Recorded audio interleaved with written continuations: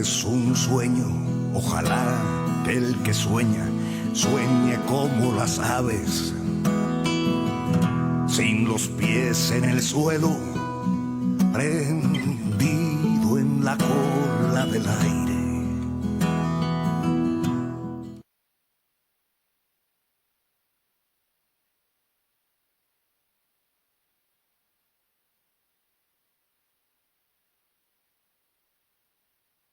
Amigas, amigos, muy buenas noches. Desde la Ciudad de México les saluda su amigo Javier Molina.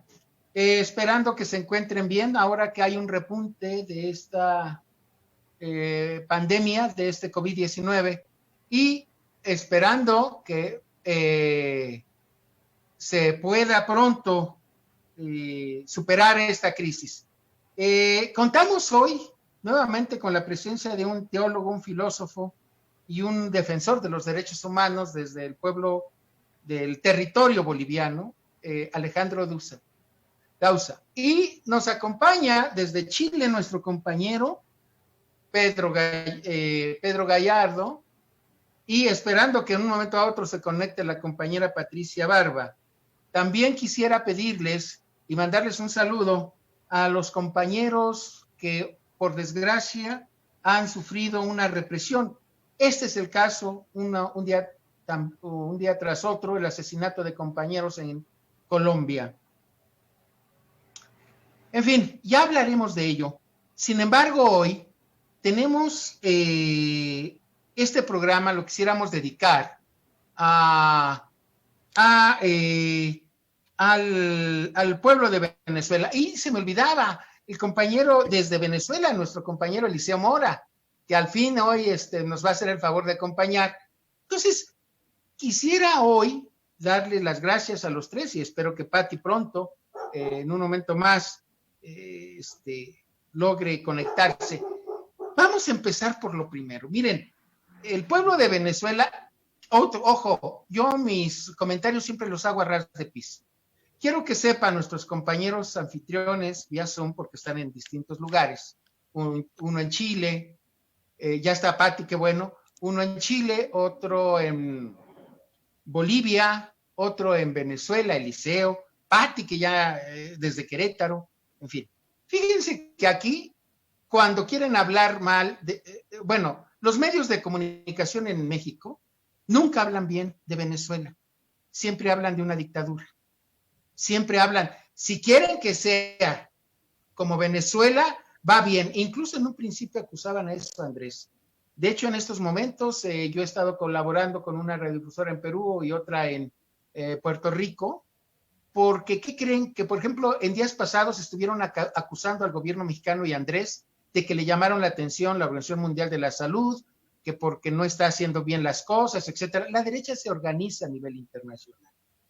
Bueno, este es el caso de Venezuela. En Venezuela, en México, se habla de que es una dictadura, de que no hay democracia, de que las cosas están mal.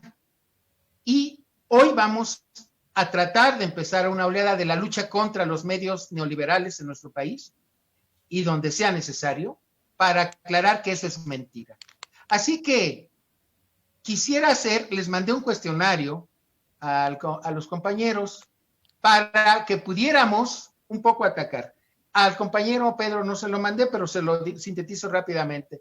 ¿Cuántos partidos hay en este momento? Parece que 107 en la lucha. ¿Cuáles son los de la derecha? ¿Cuáles son los de la izquierda? La segunda pregunta, ¿hay democracia en Venezuela o hay autoritarismo?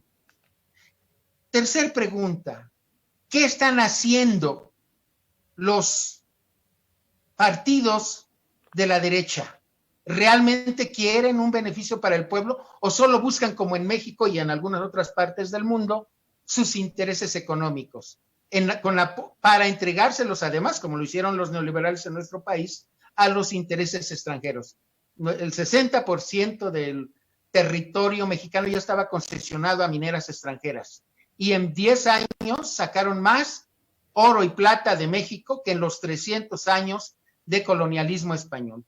Es un ejemplo nada más. Y ya lo iremos dando en el transcurso de esta conversación esta plática, este desarrollo. Así que sin más, quisiera darle las gracias y quisiera que en este caso nuestro anfitrión sea el compañero Eliseo, al cual le mando un caluroso saludo y que nos platique qué está en juego allá en Venezuela. Gracias por estar con nosotros, compañero. Gracias y te quiero pedir disculpas porque en otras ocasiones hemos intentado comunicarnos y ha sido imposible, ¿no? Nosotros tenemos un problema bastante difícil, ¿no? Con el servicio eléctrico, a veces se corta por un tiempo determinado y a veces es bastante difícil la comunicación. Se escucha poco tu voz. Se escucha poco, voy a dar volumen allá. Allá. ¿Ahora? Sí, ahora excelente. Entonces lo siguiente, te quiero dar las gracias a este portal La Voz de la Patria Grande. Algunas veces no he podido incorporarme porque tenemos problemas graves con el servicio eléctrico y bueno, pero de ahora en adelante, dependiendo de la situación que vivamos, cuenten conmigo para cualquier opinión. Nosotros vemos la situación de Venezuela dentro de un contexto mundial, dentro de un contexto de la geopolítica y geoeconómico. Hay un desplazamiento de la hegemonía de América, de los Estados Unidos, hacia la parte de Eurasia. Surge un sistema pluripolar comandado por China, Estados Unidos, Rusia y algunas potencias regionales como es Irán y Turquía. Y las recientes elecciones en Estados Unidos, sin duda alguna, abren una perspectiva de una guerra civil ya inmanente en Estados Unidos. Algunas personas señalan que puede haber un proceso de desintegración del territorio estadounidense. Entonces, y en el caso venezolano, por poseer inmensos recursos petroleros, oro, diamante, sin duda alguna se convierte en un apetito para las potencias extranjeras. De allí que en el año 2015 Obama firmó un decreto en donde declara una emergencia nacional y cataloga a Venezuela como inusual, una amenaza inusual y extraordinaria. Es decir, Venezuela comienza a tener ya una presencia de persecutoria por parte de los Estados Unidos y no solamente los Estados Unidos, sino también la actitud muy complaciente de la comunidad económica europea. Mira, para que tengan una idea, en los últimos 6 años, todos los ingresos que llegan a Venezuela bajaron un 99%. Estamos hablando hace 6 años para acá. Y la persecución que hace el Departamento del Tesoro hacia lo que son empresas venezolanas, activos venezolanos, es bastante marcada. Entonces, eso sin duda alguna ha repercutido en la población venezolana. Y bueno, pero aparte de eso también hay algunas cosas bastante evidentes, ¿no? ¿Qué cosa quieres, Ramsés? ¿Aló? ¿Aló? Sí, te escuchamos. Entonces, ese es el panorama geopolítico y geoeconómico a nivel mundial. Venezuela tiene reservas petroleras para 300 años, tiene 300.000 millones de barriles de petróleo en el subsuelo, tiene una cantidad de oro bastante importante, de coltán, y sin duda alguna es un apetito para las potencias coloniales y neocoloniales que se presentan en el caso del mundo. Ahora, en el contexto ya, por ejemplo, del coronavirus, nosotros hemos, sin duda alguna, en 37 semanas, hemos realmente combatido el COVID. Para que tengan una idea, hasta el momento solamente hay 104.548 personas que han sido contaminadas en Venezuela, de las cuales el 95% ha sido recuperado. Es decir, apenas el 5% de personas han fallecido. Pero el otro elemento importante de lo que es el sistema democrático de inclusión protagónico en Venezuela se da en elementos importantes como el sistema de salud público. Un sistema de salud público que atiende el 99.3% de todas las personas que han sido infectadas por el COVID. Estamos hablando de hospitales, estamos hablando de centros diagnósticos integrales y clínicas van fundamentalmente personas que tienen dinero. Mire, francés. El otro caso importante es que un caso muy atípico en el caso venezolano es que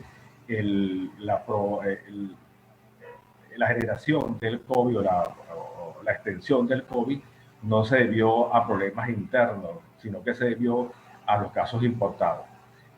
Como ustedes bien saben, hay una población que migró desde el punto de vista económico hacia Colombia, Brasil, Perú, Ecuador y Panamá, República Dominicana, y está regresando en este momento, y sin duda alguna esos compatriotas venezolanos vienen contaminados.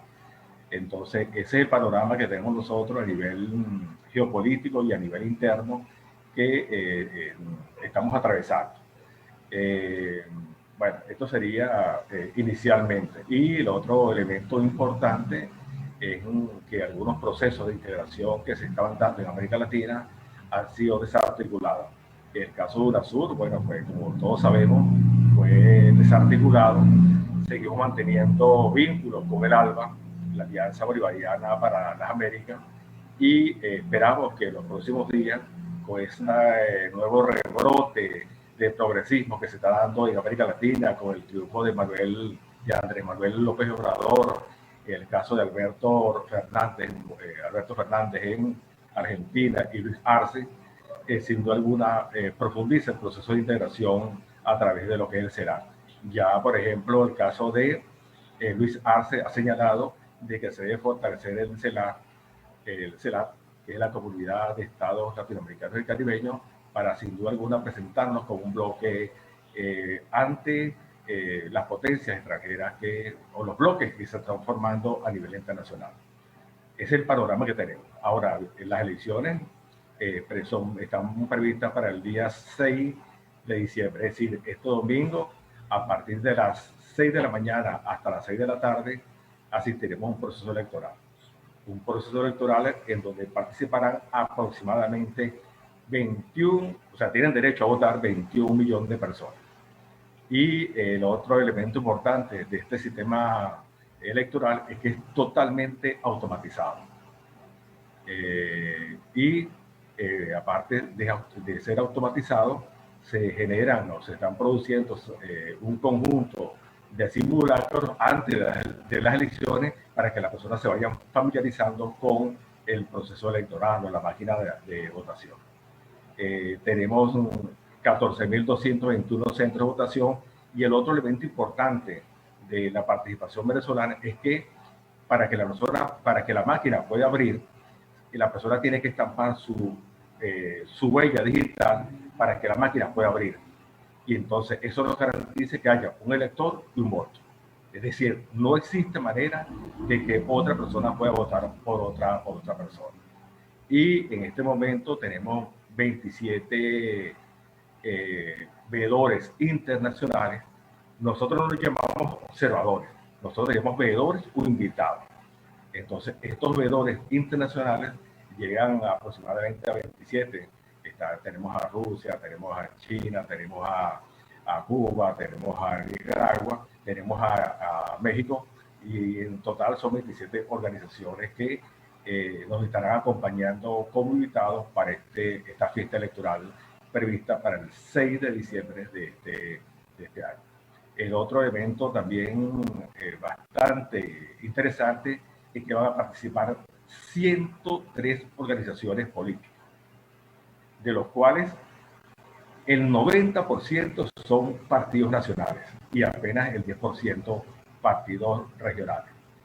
Aparte de eso, la Constitución Bolivariana de Venezuela tiene un capítulo aparte para las poblaciones indígenas, y las poblaciones indígenas también asistirán a su proceso electoral y participarán 6 organizaciones nacionales y 18 organizaciones regionales.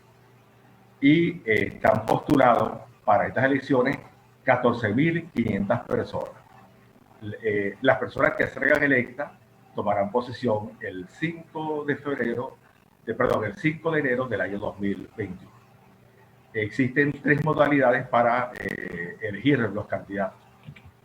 Una modalidad que es por lista. Lista nacional, que se van a elegir 48 representantes, o sea, a nivel nacional y una lista nacional, que eso representa la representación de las minorías. Y una lista estadal que se van a elegir 144 personas. Y existe una elección uninominal por nombre y apellido que se van a elegir 133 personas. En total se van a elegir 277 asambleístas en las elecciones que se tienen previstas para esa fecha. Como escenario importante podríamos hablar de que nosotros vemos que la oposición tiene una situación bastante difícil, ¿no? Diferente a la que sucedió en el año 2015, que obtuvieron las 2/3 partes, ¿no? En este caso, en este momento, la oposición carece, primero, existe una conciencia del pueblo venezolano de la situación que está viviendo. Por otra parte, la oposición se muestra fragmentada, carece de liderazgo. Un sector del pueblo, o el pueblo chavista, ve al sector de la oposición como los responsables del bloqueo. Parte de los inmigrantes económicos que han salido fuera del país, estamos hablando de 3 millones, 4 millones de venezolanos, fundamentalmente pertenece a los sectores de la oposición. Y otro elemento bastante importante es que la abstención desfavorece, o sea, es contraproducente para la oposición. Y otro elemento también trascendental sucedió hace 3 días, en donde el presidente de la República aceptó las elecciones para la Asamblea Nacional como un plebiscito. Es decir, eso sin duda alguna va a estimular la participación del pueblo chavista en estas elecciones. Nosotros estimamos que la abstención podría llegar entre el 50 y el 60% del electorado que no asista a votar. Entonces, eso de manera general lo que nosotros hemos visto. Alguna pregunta, algún elemento, yo podría completar parte de este panorama que estoy describiendo. Adelante.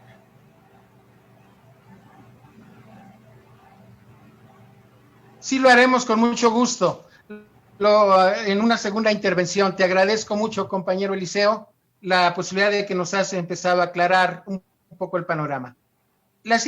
Quisiera que ahora el compañero Alejandro Dauza nos hiciera el favor de intervenir en este proceso, que nos dijera y que nos opinara sobre cómo ve él desde allá el proceso electoral venezolano, desde el lugar donde se encuentra.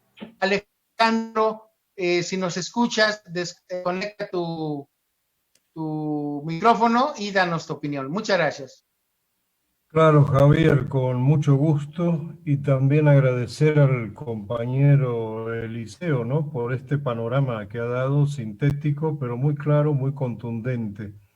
Nosotros desde aquí, desde Bolivia, pensamos que es un proceso fundamental este de la elección del próximo domingo, porque es la posibilidad de retomar la Asamblea Nacional, que es el Parlamento venezolano, que estaba de alguna manera empantanado desde aquella crisis del 2015, cuando el Tribunal Supremo de Justicia la declara en desacato a esa asamblea por una serie de irregularidades. Entonces, me parece que es una oportunidad interesante para que el pueblo bolivariano retome este instrumento fundamental.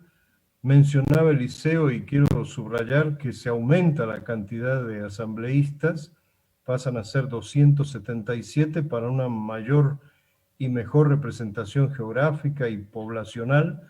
Entonces se potencia esta asamblea y es un instrumento fundamental en la democracia venezolana.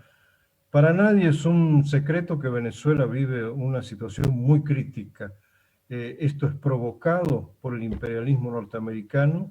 Ha sido sometida Venezuela a toda clase de ataques. Algunos ha mencionado Eliseo, hay otros también, como la introducción de mercenarios, los atentados, los sabotajes permanentes. Son muchos años acumulando una serie de agresiones.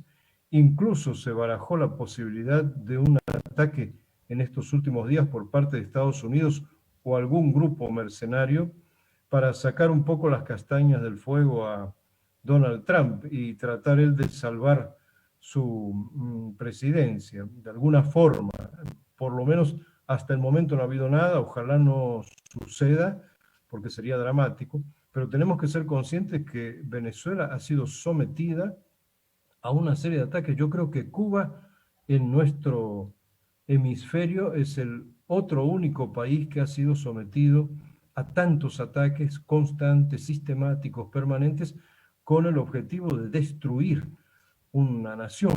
Ese es el objetivo fundamental de Estados Unidos, quebrarlo, ¿no? Y retomo un poco lo que tú decías, Javier, al comienzo en cuanto a la mala propaganda sobre Venezuela. Incluso se ha creado un verbo en la prensa dominante, la prensa hegemónica, que es la venezuelización. Y parte de las campañas de los partidos de derecha, por ejemplo aquí en Bolivia, era eso, es decir, no queremos ser Venezuela, no queremos ser Venezuela. Y eso ha ido permeando en alguna gente, ¿no es cierto? Entonces se da esta situación siniestra, perversa, de un imperio que acosa a un país, a una nación, la acosa, la somete de todas las maneras posibles, le coloca una serie de dificultades y entonces utiliza eso mismo para decir no queremos ser así. O sea, es una perversidad realmente dramática. Por eso esperamos con mucha confianza que haya esa participación masiva, que es lo que se busca realmente, ¿no? Que los compañeros y compañeras bolivarianos acudan a las urnas el domingo y que se renueve esa asamblea. Es fundamental para la América Latina esta que, como decía Eliseo hace rato, está transitando lentamente hacia otro panorama que no es el de los últimos años donde veíamos solamente o casi exclusivamente gobiernos de derecha. Hay cambios en México, hay cambios en Argentina, grandes revueltas en Chile, revueltas en Colombia, hay un mapa de la región que va lentamente cambiando y Venezuela es un factor fundamental. Así es. Gracias, Alejandro. Compañera Patti, ¿qué nos puedes agregar después de los aclarecedores puntos de vista de los compañeros que antecedieron ya en la palabra? Sí, muy buenas noches.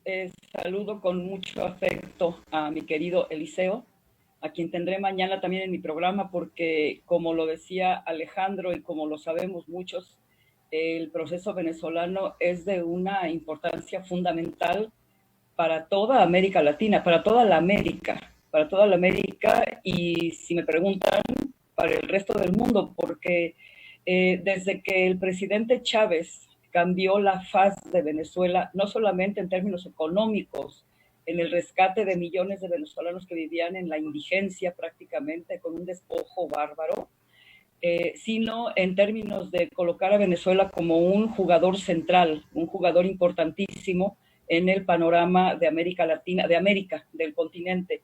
Entonces, tanto representa a Venezuela, tanto ha representado desde que Chávez ganó por primera vez la presidencia de ese país, que se han empeñado de manera intensa, muy, yo diría, con una agresividad que, como decía Alejandro, solamente habíamos presenciado contra la Revolución Cubana.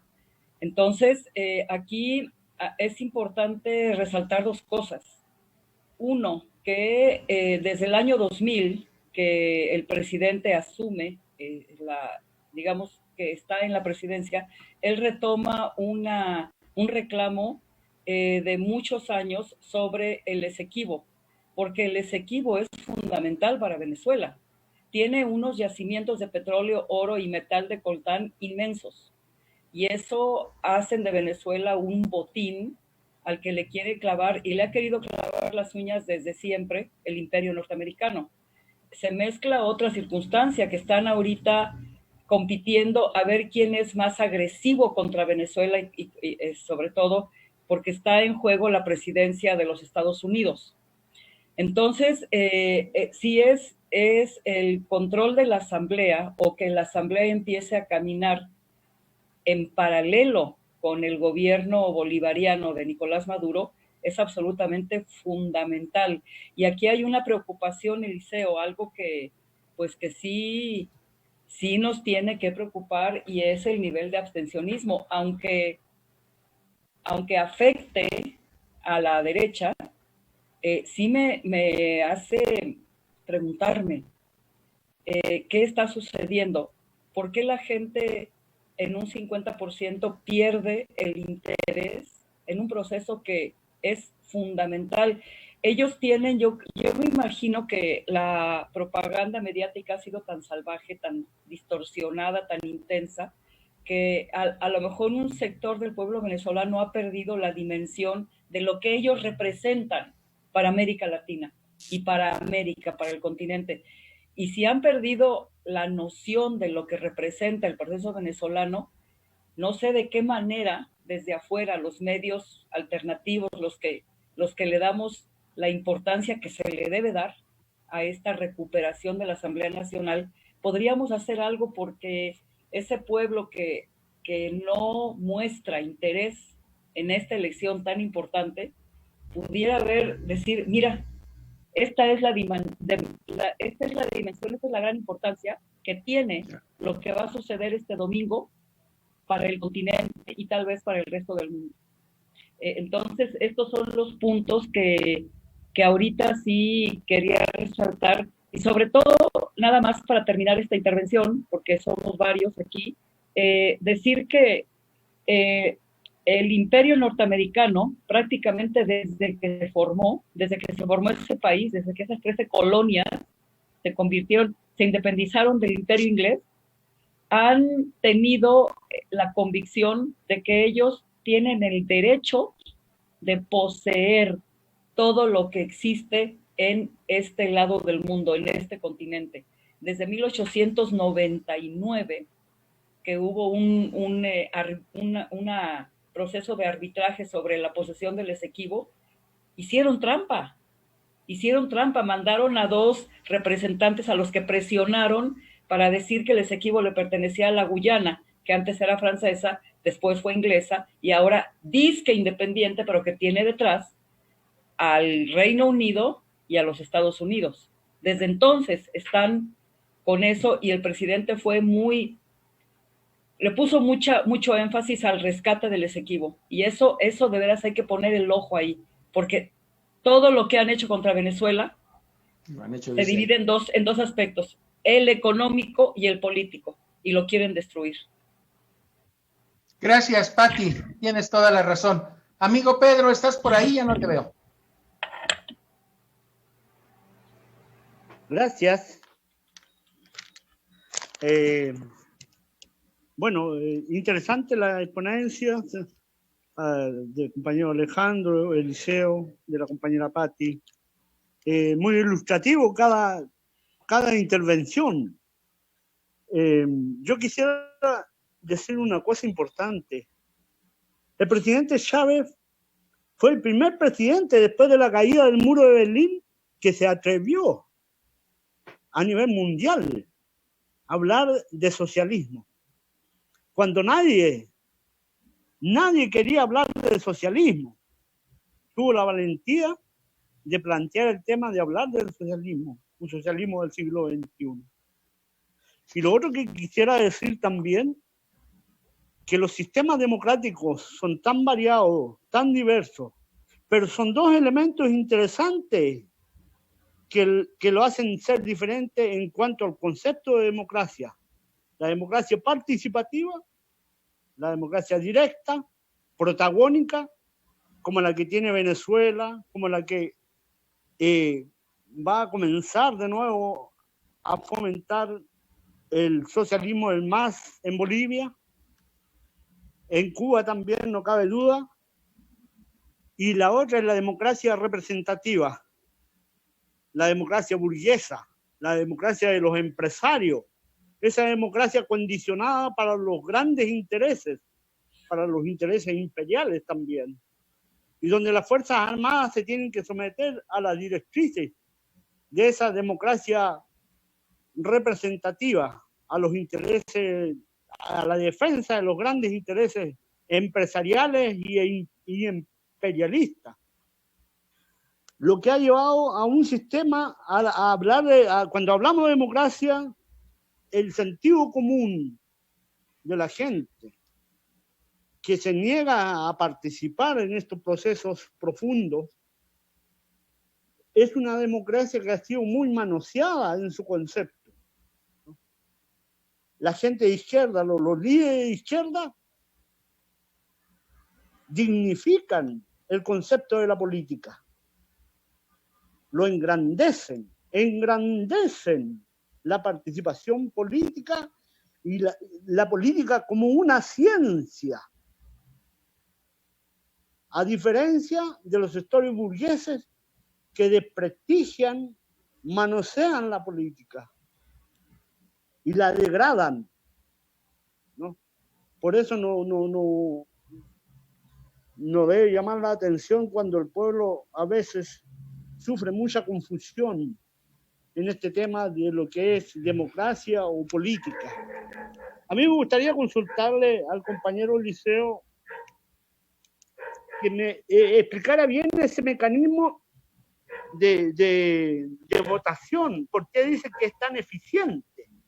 ¿Cuáles son los mecanismos científicos que dicen, no, aquí hay eficiencia, es imposible de que se mencione otra forma de votación, que haya manipulación, etcétera? A ti me gustaría, por ejemplo, qué pasa con la huella digital, todo eso, la maquinita, porque acá, por ejemplo, las Fuerzas Armadas, para espiar y meterse en los grupos de izquierda, tienen doble identidad. El gobierno, la concertación, los partidos anteriores, le han entregado doble identidad a algunos agentes policiales para que con una identidad falsa se presenten en los grupos de izquierda y participen. Y eso se comprobó de un agente que fue detenido, donde se le encontraron dos identidades, y es muy posible que esas identidades, estos personajes voten 2, 3 veces, a lo mejor tienen hasta 5 carnets de identidad, ¿no?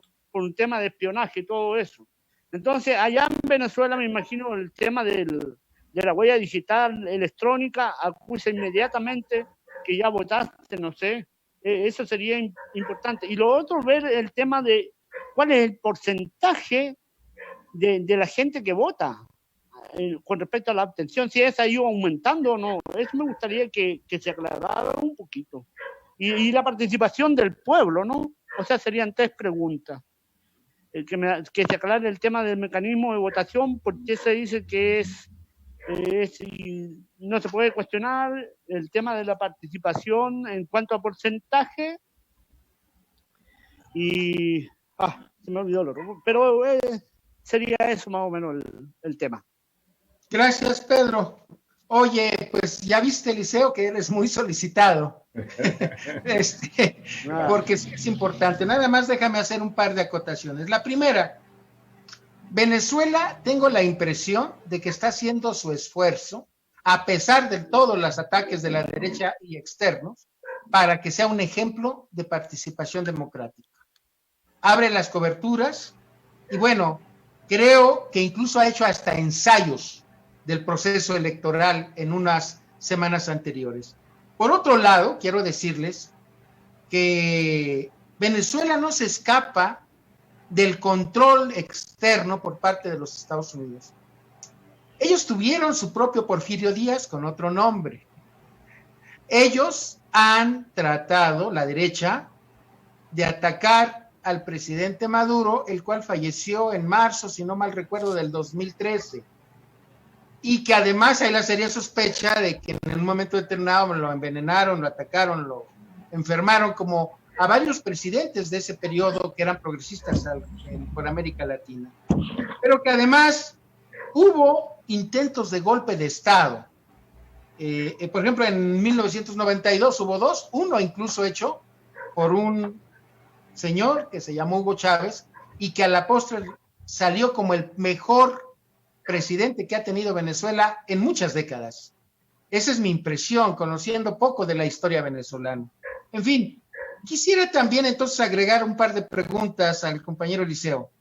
los partidos de izquierda van con el Partido Socialista Unido de Venezuela o van por aparte o en coalición. Y lo digo esto porque el presidente Hugo Chávez, cuando llamó a conformar este partido, no le llamó partido unificado, le llamó partido unido, porque unió a las izquierdas. En segundo lugar, quiero saber si tenemos una izquierda al servicio de la derecha, porque ya el compañero Pedro Gallardo nos ha señalado que en Chile hay ese fenómeno. Aquí en México tenemos partidos que son rabanitos, que en el discurso son rojos por fuera, pero blancos y de derecha por dentro. Haznos tu comentario, compañero. Gracias, Eliseo, por tu participación. No, gracias a ustedes por la importancia que le dan, ¿no? Pero mira, cuando hablo sobre que es un sistema casi infalible, es porque las personas para abrir, o sea, es una máquina como una computadora. Y existe un dispositivo que la persona cuando entra tiene que colocar la huella. Y coloca la huella en un dispositivo y ahí es que se puede abrir la boleta electrónica. Luego la persona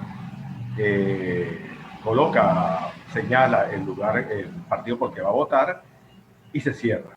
Cuando ya la persona vota es imposible que pueda votar nuevamente. O sea, aquí no, el problema de la identidad es imposible que se pueda, es imposible vulnerarlo. Es la huella. Entonces, eso es, y es un sistema electrónico que nosotros creemos que ya aproximadamente para 11, 12 de la noche del día domingo se tiene ya resultados electorales imposible de regresarse, ¿no? Aquí siempre se dan resultados cuando se cuenta casi con el 80-90% del escrutinio. Es decir, cuando la máquina cierra, se conecta directamente a una memoria que tiene el Consejo Nacional Electoral y ahí hay se va computando todos los votos, ¿no? Entonces, nosotros creemos incluso, sin un sentido peyorativo, es un sistema bastante bueno, ¿no? Incluso un presidente estadounidense señaló que es un sistema bastante bueno. Estamos hablando de Carter. Carter estuvo aquí en las elecciones del año 2002 y señaló que es un sistema bastante pulcro, en todo caso. Estamos hablando del 2002. Con respecto al elemento de la participación de los partidos de la abstención, hay un elemento importante que no escapa a Venezuela, que es el hecho de la abstención. O sea, no llama tanto la atención asistir a la elección de una Asamblea Nacional que la participación para elegir presidente de la República. Para que tengamos una idea, en el año 2005 la abstención fue del 75%. 2005. El año 2010 fue del 34%. Todavía estaba Chávez vivo, ¿no? Estamos hablando del 2005 y 2010 que estaba Chávez vivo, ¿no? Sí. En el 2015 la abstención arribó al 26%. En el año 2000, vean lo siguiente, pasamos de 34 a 25. Y en ese momento es que la oposición logra tener las 2/3 partes de la Asamblea Nacional.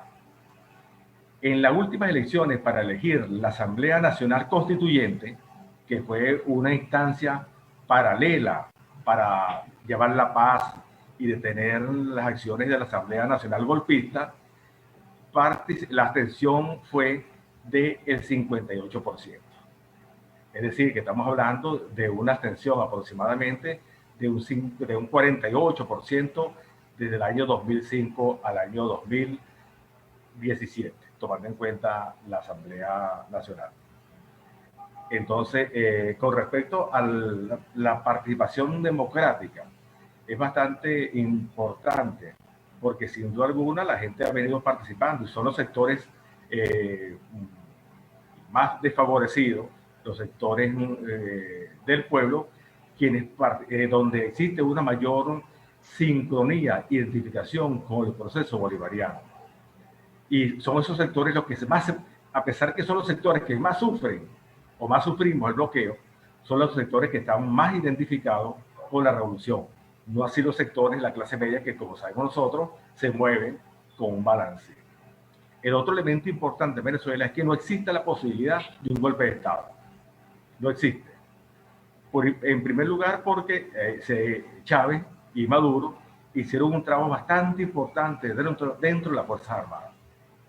Pero paralelamente a las Fuerzas Armadas existe un componente que se llama el quinto componente, que es la milicia bolivariana. Estamos hablando de casi 500.000 de personas, milicianos, que son amas de casa, vecinos, personas que han comunes y corrientes, que reciben entrenamiento militar y que están con la revolución en su gran mayoría. Con respecto a mira, desde Chávez, desde el año 1999, los golpes vienen siendo permanentes, tanto con Chávez como con Maduro. O sea, ha sido incesante los golpes de Estado. Y en el caso de Chávez, el golpe mayor o el golpe exitoso lo dieron en el 2002. Claro, en ese momento no existía la milicia.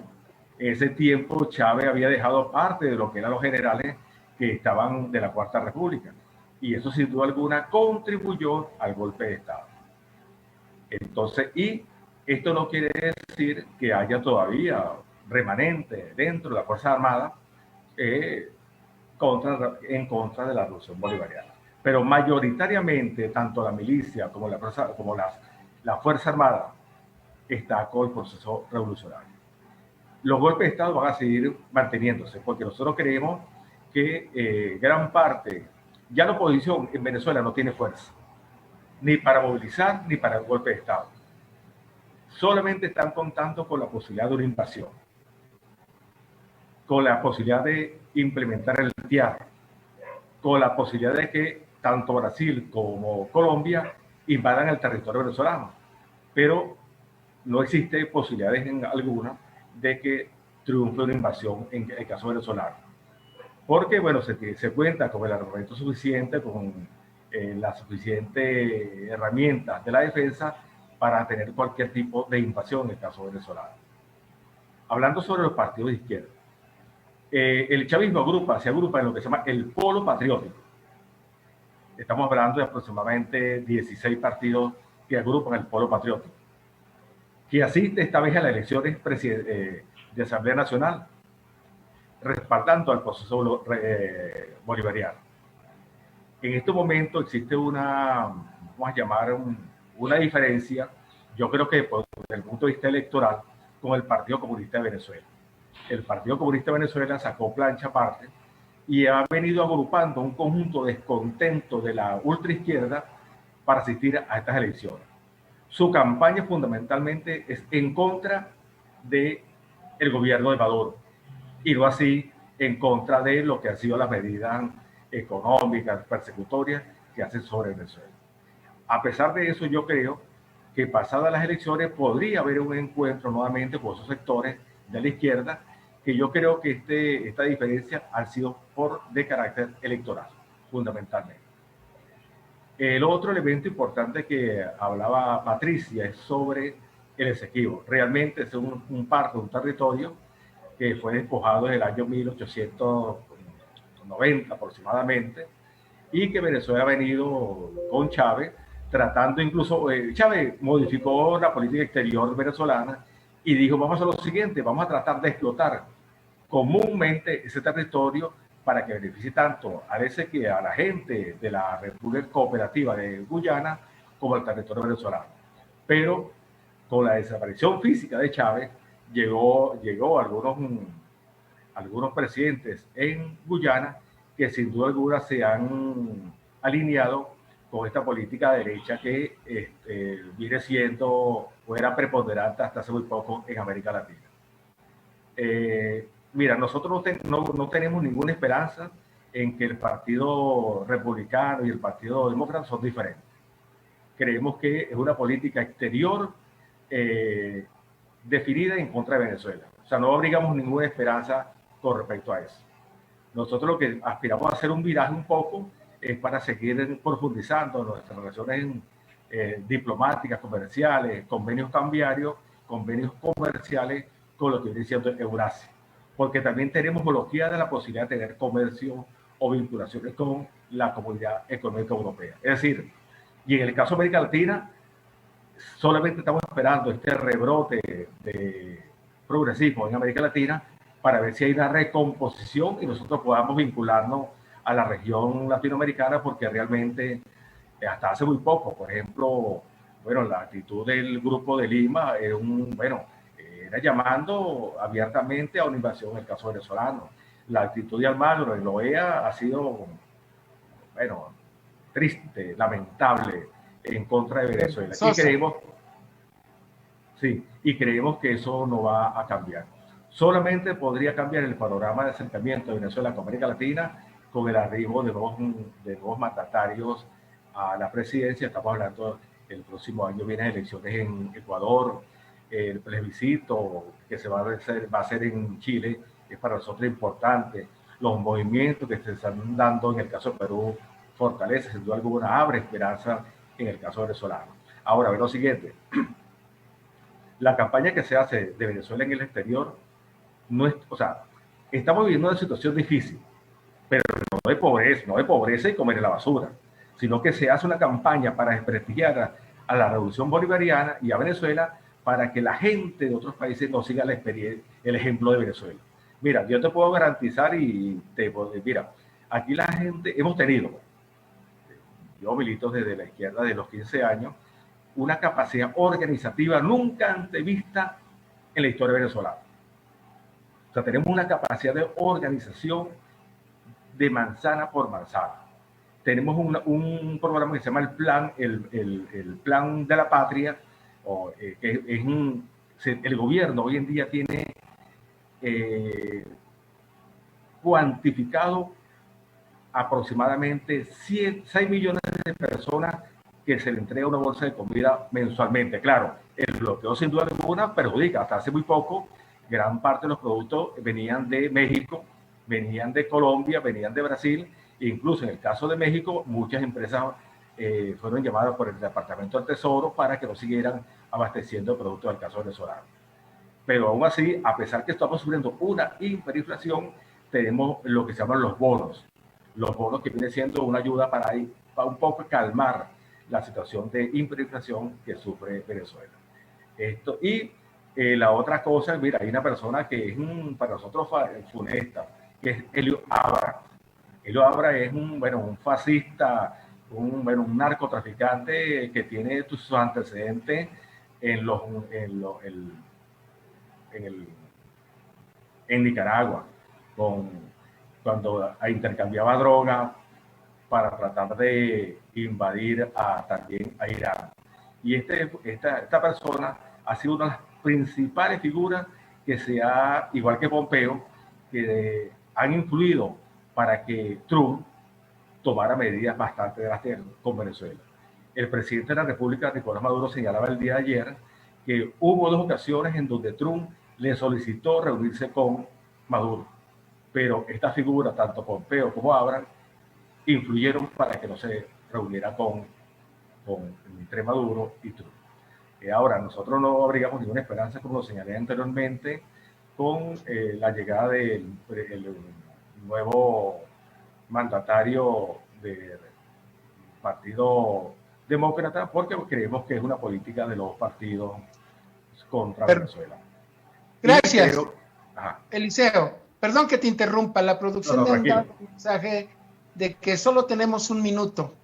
Así que quisiera darle las gracias a todos y por favor en unos breves segundos que cada uno de los compañeros que nos asistieron el día de hoy diga su mensaje para este próximo domingo. Entre ellos, Patti, que nos diga la hora de su programa para conectarnos el día de mañana.